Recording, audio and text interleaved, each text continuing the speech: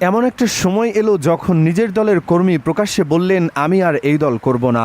শুধু তাই নয়, তিনি সরাসরি দলের শীর্ষ নেতৃত্বকে উদ্দেশ্য করে বললেন, এই লোকটাকে সরান, ডিলিট করে দিন, রিসাইকেল বিন থেকেও বের করে দিন।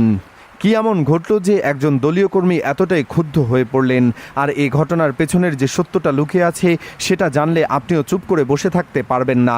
পশ্চিমবঙ্গের আরজিকর হাসপাতাল, এই নামটা শুনলে এখন মানুষের শরীরে কাঁটা দেয়। কিছুদিন আগেও এই হাসপাতালকে কেন্দ্র করে সারা ভারতবর্ষে তোড়পাড় হয়েছিল। সেই সময় একজন তরুণী চিকিৎসকের সাথে যে নৃশংস ঘটনা ঘটেছিল তা নিয়ে রাস্তায় নেমেছিলেন লাখ লাখ মানুষ। ধর্ম অবমাননার অভিযোগে সাইবার সুরক্ষা আইনে করা মামলায় বিজেপি নেতা ও মন্ত্রী দিলীপ ঘোষকে কারাগারে পাঠিয়েছেন আদালত। চিফ মেট্রোপলিটন ম্যাজিস্ট্রেট আদালতের ম্যাজিস্ট্রেট আদালত এই আদেশ দেন। দিলীপ ঘোষের বিরুদ্ধে গ্রেফতারি পরোয়ানা, সেই বক্তব্যের জন্য গ্রেফতারি পরোয়ানা জারি হয়েছে। গ্রেফতারি পরোয়ানা জারি হয়েছে দিলীপ ঘোষের বিরুদ্ধে। বিজেপি কোনো দায় নেই সংখ্যালঘুদের উন্নয়ন করা, ওরা আমাদের ভোটও দেয় না। বিজেপি নেতা দিলীপ ঘোষ আর এই এক মন্তব্যের জেরে এখন তার বিরুদ্ধে ধেয়ে আসছে এক মস্ত বড় আইনি চাপ। আজ কলাইকুণ্ডাতে মাননীয় প্রধানমন্ত্রীও আসছেন, মাননীয় রাষ্ট্রপতিও আসছেন। এমন একটা সময় এলো যখন নিজের দলের কর্মী প্রকাশ্যে বললেন, আমি আর এই দল করব না। শুধু তাই নয়, তিনি সরাসরি দলের শীর্ষ নেতৃত্বকে উদ্দেশ্য করে বললেন, এই লোকটাকে সরান, ডিলিট করে দিন, রিসাইকেল বিন থেকেও বের করে দিন। কি এমন ঘটল যে একজন দলীয় কর্মী। দর্শক, ভারতে মুসলিমরা এবং হিন্দুরা স্বাভাবিকভাবে তাদের নিজ নিজ ধর্মকে স্বাধীনভাবে পালন করবে, কিন্তু এবার মুসলমানের পথের কাটা হয়ে দাঁড়িয়েছে বিজেপি নেতা দিলীপ ঘোষ। তিনি নিজে মুসলমানদেরকে তাদের নামাজকে পড়তে বাধা দিচ্ছে এবং তাদের ধর্ম পালন করতে বাধা দিচ্ছে। এবং বিজেপি নেতা দিলীপ ঘোষ প্রকাশ্যে সবার সামনে ঘোষণা করেছে, এই দেশে এগুলা চলবে না। মানুষ পাল্টিয়ে গিয়েছে এবং ক্ষমতা পাল্টিয়ে গিয়েছে এবং সরকার পরিবর্তন হয়েছে। এবং তার কারণে কিন্তু বিজেপি নেতা দিলীপ ঘোষ সরাসরি প্রকাশে বলে দিয়েছে, এই দেশে এগুলা নামাজ পড়া চলবে না এবং মসজিদে আজান দেওয়া চলবে না। যদিও নামাজ পড়তে হয়, ভারত থেকে বাংলাদেশে চলে যেয়ে নামাজ পড়ো এবং পাকিস্তানে চলে যাও, সেখানে যাইয়া তাদের ধর্ম পালন করো। ঠিক এরকমই কথা বলেছে বিজেপি নেতা দিলীপ ঘোষ এবং এই কথা শুনে সারা দেশে আলোচনা এবং সমালোচনার ঝড় উঠে গেছে এবং রাজ্যের সাধারণ মানুষ রাজপথে ঝাঁপিয়ে পড়েছে এই কথার প্রতিবাদ করার জন্য। এবং তারই কারণে কিন্তু বিজেপি নেতা দিলীপ ঘোষকে হাতে নাতে ধরেছে এবং তার সর্বোচ্চ শাস্তির দাবি করেছে রাজ্যের সাধারণ জনগণ। এবং বিজেপি নেতা দিলীপ ঘোষকে ইতিমধ্যেই কিন্তু হাতে নাতে ধরেছে এবং তার সর্বোচ্চ শাস্তি হতে চলেছে। তো দর্শক, এই বিষয়ে ভিডিও শুরুতে শিরোনামের মাধ্যমে কিছু অংশ দেখেছেন, এখন দেখবেন পুরো ভিডিও জুড়ে বিস্তারিত। তার আগে সবাই কাছে একটা অনুরোধ করব, যারা আমার চ্যানেলে নতুন আসছেন অবশ্যই চ্যানেলটা সাবস্ক্রাইব করে দিবেন, পাশে থাকা বেল আইকনটি অল ক্লিক করে বাজিয়ে দিবেন। তো দর্শক, চলেন আমরা দেখে আসি। এই যে বিজেপি নেতা দিলীপ ঘোষ নামাজ পড়তে বাধা দেওয়ার কারণে রাজ্যের সাধারণ জনগণ রাজপথে ঝাঁপিয়ে পড়েছে এবং তাদের দাবি এই বিজেপি নেতা দিলীপ ঘোষের সর্বোচ্চ শাস্তি চাই। এবং তার আগে আমরা দেখব ভারতের সাধারণ জনগণ কি বলতেছে এবং এই বিষয় নিয়ে কি মতামত করতেছে। আমরা এই বিষয়টি দেখব, পরবর্তী বিষয়টি দেখব। সবাই ধৈর্য ধরে একটি লাইক দিয়ে সম্পূর্ণ ভিডিওটা দেখতে থাকুন এবং আপনার মতামত অবশ্যই কমেন্ট বক্সে লিখতে থাকুন।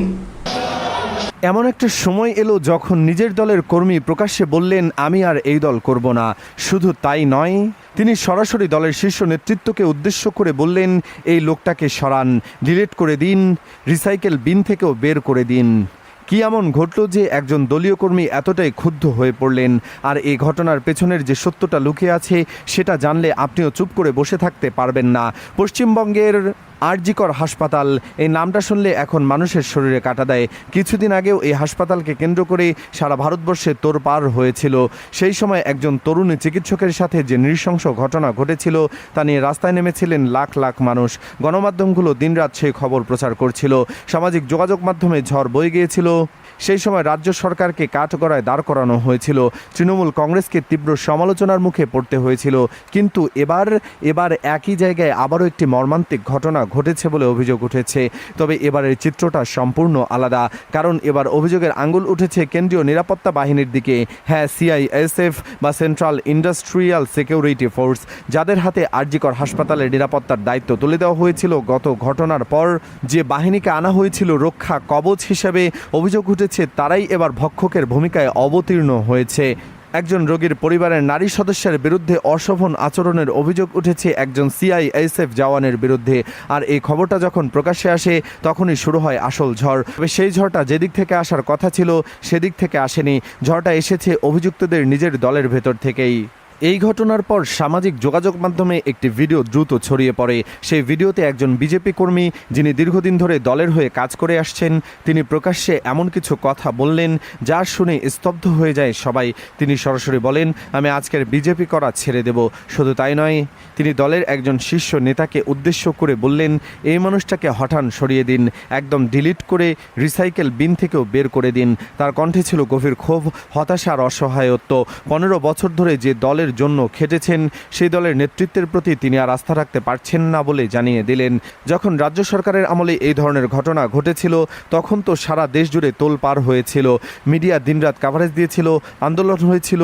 কিন্তু এখন কেন্দ্রীয় বাহিনীর সদস্য যখন একই ধরনের কাজ করছে তখন কেন সবাই চুপ? কোথায় গেল এই ক্ষোভ? কোথায় গেল সেই প্রতিবাদ? এই প্রশ্নগুলো শুধু একজন ব্যক্তির নয়, এগুলো আসলে লাখ লাখ সাধারণ মানুষের মনের কথা। এই ঘটনাটা যদি আমরা নিরপেক্ষভাবে বিশ্লেষণ করি তাহলে একটা ভয়াবহ সত্য সামনে আসে। সেটা হলো, ভারতীয় রাজনীতিতে অপরাধের বিচার এখন আর অপরাধের মাত্রার উপর নির্ভর করে না, নির্ভর করে অপরাধী কোন দলের লোক সেটার উপর। ভাবুন একবার, ঠিক একই জায়গায় প্রায় একই ধরনের ঘটনা, কিন্তু দুটো সম্পূর্ণ ভিন্ন প্রতিক্রিয়া। প্রথমবার যখন রাজ্য সরকারের আমলে ঘটেছিল, সারা দেশের গণমাধ্যমে একযোগে রিপোর্ট করেছিল, সোশ্যাল মিডিয়ার হ্যাশট্যাগ ট্রেন্ড হয়েছিল, রাজনৈতিক দলগুলো রাস্তায় নেমেছিল, সুপ্রিম কোর্ট পর্যন্ত বিষয়টি গড়িয়েছিল, আন্তর্জাতিক মিডিয়াতেও প্রতিবেদন প্রকাশিত হয়েছিল। দ্বিতীয়বার যখন কেন্দ্রীয় বাহিনীর সদস্যদের বিরুদ্ধে অভিযোগ, মূলধারার গণমাধ্যম প্রায় নীরবতা, সোশ্যাল মিডিয়ায় সীমিত আলোচনা, কোনো বড় রাজনৈতিক প্রতিক্রিয়া নেই, কোনো আন্দোলনের ডাক নেই। এই বৈপরীত্যটা কি প্রমাণ করে?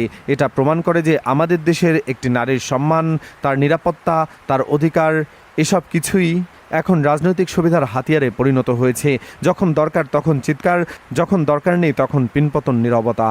আর এই দ্বিমুখিতাই সেই বিজেপি কর্মীকে এতটাই ক্ষুব্ধ করেছে, কারণ তিনি বুঝতে পেরেছেন দলের জন্য তিনি যে আদর্শে বিশ্বাস করেন, কাজ করেছেন, সেই আদর্শ আর বাস্তবে মিলছে না। এদিকে পশ্চিমবঙ্গের আরেকটি বিতর্ক জ্বলে উঠেছে। বিজেপি নেতা দিলীপ ঘোষ রেড রোডে নামাজ আদায় প্রসঙ্গে এমন কিছু মন্তব্য করেছেন যা তীব্র প্রতিক্রিয়ার জন্ম দিয়েছে। তিনি ইঙ্গিত করেছেন যে নামাজ পড়া দিয়ে যদি সমস্যা হয় তাহলে অন্য দেশে চলে যাওয়া উচিত। এই বক্তব্যের বিরুদ্ধে সরব হয়েছেন অনেকে। তাদের যুক্তি পরিষ্কার, ভারতের সংবিধান প্রতিটি নাগরিকের ধর্ম পালনের অধিকার দিয়েছে। কোনো রাজনৈতিক নেতার এই অধিকার নিয়ে প্রশ্ন তোলার কোনো সুযোগ নেই। ভারতবর্ষ কারো একার নয়, এটা প্রতিটি নাগরিকের সমান সাংবিধানিক অধিকার। একজন সচেতন নাগরিক সরাসরি জবাব দিয়ে বলেছেন, দিলীপবাবু, আপনি কোন হরিদাস পাল যে একটি সম্প্রদায়ের ধর্মীয় অধিকার নিয়ে এভাবে কথা বললেন? এই দেশে আমাদেরও সমান অধিকার আছে, সংবিধান আমাদের সেই অধিকার দিয়েছে। তিনি আরও বলেছেন, ক্ষমতা চিরস্থায়ী নয়। আজ যারা ক্ষমতায় আছেন তাদের সেই প্রাক্তন শাসকদের দিকে তাকানো উচিত, যারা একসময় অপ্রতিরোধ্য মনে করত, কিন্তু আজ তাদের কি অবস্থা? বাংলায় এখন নেতাদের দিকে ডিম ছোড়া হচ্ছে, কালকে সেই পরিণতি যে কারো হতে পারে। এই পুরো পরিস্থিতিতে একটা মূল সত্য আমাদের সবাইকে মনে রাখতে হবে, অপরাধ অপরাধী, সে যেই করুক না কেন। অপরাধীর গায়ের রং, তার ধর্ম, তার রাজনৈতিক পরিচয় কোনো কিছুই অপরাধের মাত্রা কমায় না, বরং বাড়ায়। যখন তৃণমূলের আমলে ঘটনা ঘটেছিল তখন প্রতিবাদ হওয়াটা যৌক্তিক ছিল, একদম সঠিক ছিল। কিন্তু এখন কেন্দ্রীয় বাহিনীর সদস্যদের বিরুদ্ধে অভিযোগ উঠলে যদি সেই একই মানুষ চুপ করে যায় তাহলে তার দর্শক, বিজেপি নেতা দিলীপ ঘোষ যেই ঘোষণা দিয়েছেন, এই ঘোষণা শুনে সারা দেশের মানুষের মনে তুলপাল শুরু হয়ে গিয়েছে এবং শুধুমাত্র দেশেই নয়, দেশ বিদেশে আলোচনা এবং সমালোচনার ঝড় উঠে গেছে।